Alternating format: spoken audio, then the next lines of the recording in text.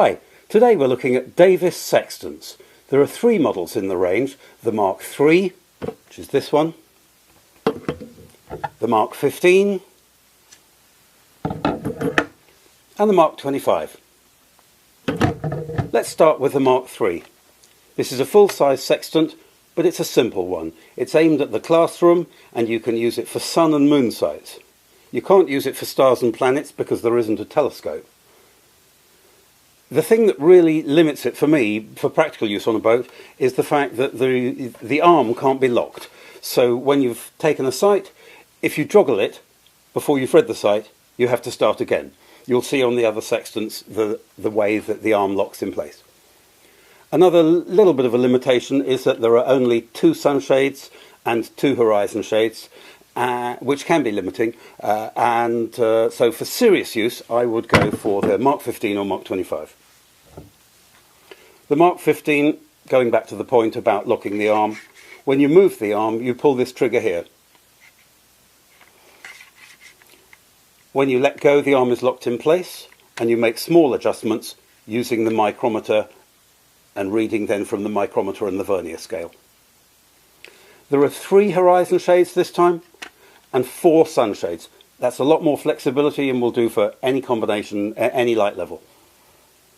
For sun and moon, to be honest, I wouldn't bother with the telescope. You can just remove it and look straight through there. The view on here is a split view showing the horizon on the left and the heavenly body, sun, moon and planets, on the right. You'll see in a minute on the Mark 25 a different way of doing that. So, the Mark 25 is outwardly very similar to the Mark 15. It's grey instead of black. But the 2 big differences are, first of all, that there's a light on the arc. Why you wouldn't need a light on the arc? Well, it's for reading star sights, which you do at dawn and dusk. The earliest sight you'll do in the morning, normally there's a pretty poor horizon, and just as the horizon is visible, you'll take your first star sights. It's much easier to read the angle you've just taken if there's a light there. The alternative is holding a torch in your mouth.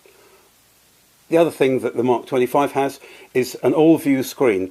Davis call it the beam converger, and the beam converger superimposes the heavenly body, sun, moon or stars, directly on the whole screen that you're looking at, and it looks like this. So, with the Mark 25, you get a light on the scale and you get a beam converger. With the Mark 15, it's a split mirror, silvered on one side and clear on the other side, and no light. That's really the difference between it. Which is best? It's really up to you. For me, I've used the Mark 15 so much that I'm quite happy with it for sun and moon, and for star shots morning and evening. I do hold a little torch in my mouth, but it must be said that it's much more convenient if you've got a light on the scale. The choice is yours.